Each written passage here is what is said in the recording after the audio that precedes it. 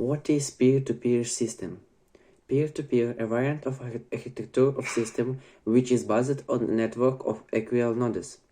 Peer-to-peer computer networks are based on principle of equality of participants and are characterized by the fact that their elements can communicate with each other.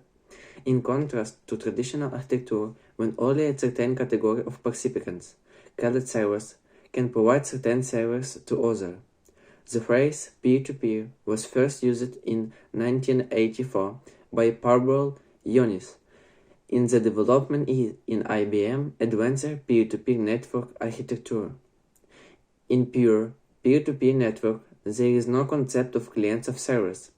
Only equal nodes that function both as clients on servers in relation to other nodes in the network. This model of network interaction differs from the client-server architecture, in which communication occurs only between client and the central server. This organization allows you to maintain the performance of network in any configuration of its available members. However, the practical of using P2P networks, which still have server, but their role is no longer to provide service, but to maintain information about the service provided by network clients. In a P2P system, standalone nodes interact with other standalone nodes. Nodes are autonomous in the sense there is no common power to control them. As a result of node autonomy, they cannot trust each other and really of the behavior of the other nodes. So the problems of scaling and reduce become more important than in the case of traditional architecture. Bonded P2P networks have developed thanks to the ideal related to exchange of information, which were formed in the sense that each node can provide and receive resources provided by any other participants. In the case of the Napster network, it is music and change. In other cases, it could be provision of CPU time for search for alien civilization. P2P is not new. This time is of course a new innovation, but the technology itself has excited since the advent of Usenet and FeedNet. Two very successful, fully decentralized network, distributed computing has appeared even earlier, but these two examples are enough to demonstrate the age of P2P. Born in 1978, Usenet is a distributed network that communicates in new groups. It was originally the work of two students, Tom Trescott and Jim Ellis. At that time, the internet we know today did not yet exist.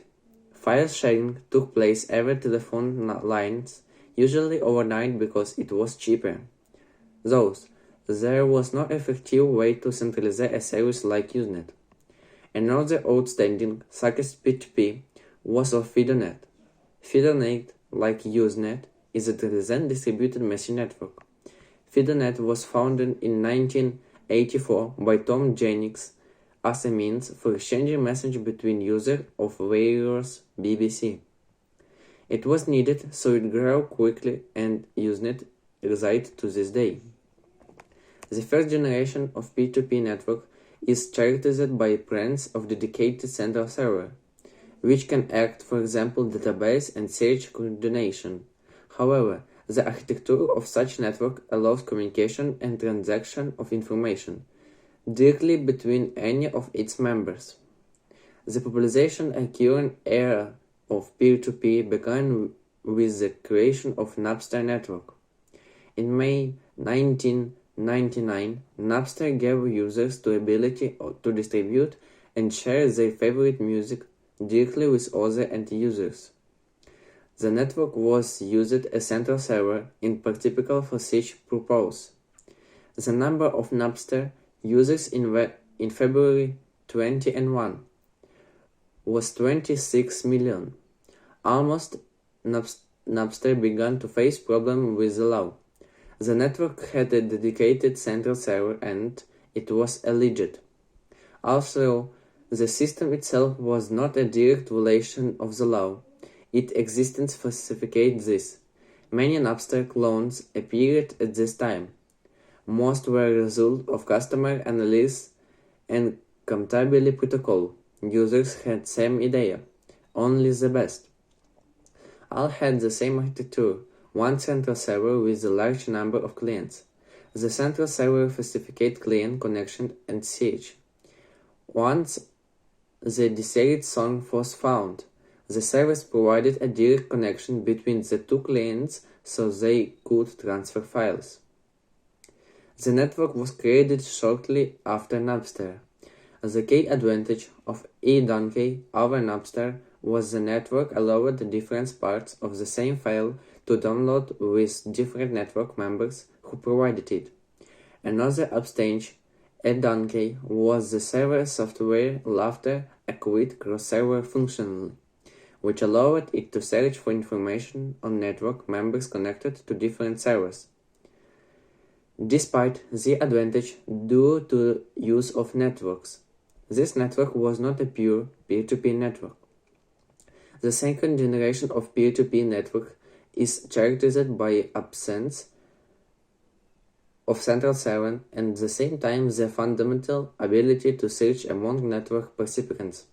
However, search algorithms in second generation network were a new nature of wave acquirers and were not very efficient. Justin Frankel decided to create a network without a central index server, and the result was GNU-Tella. GNU-Tella's idea of equality of all nodes quickly died out due to Donex as the network grew of the past Napster users. Fast Track solves this problem by having some nodes smoother than others. By choosing some more powerful nodes to index nodes with less power. Fast Track allowed you to create a network with cloud scale but much larger size. GNU-Tella quickly adopted this model, and the most secure networks have the design because it allows you to make large and efficient network without central servers. The best examples are GNU-Tella, Casa of Emule for Cademia. Of each of Casa still is central regulation server. The third generation of P2P networks is characterized by decentralized structure and fundamentally new search algorithm, which are based on K-concept of distributed hash table, supported by network members.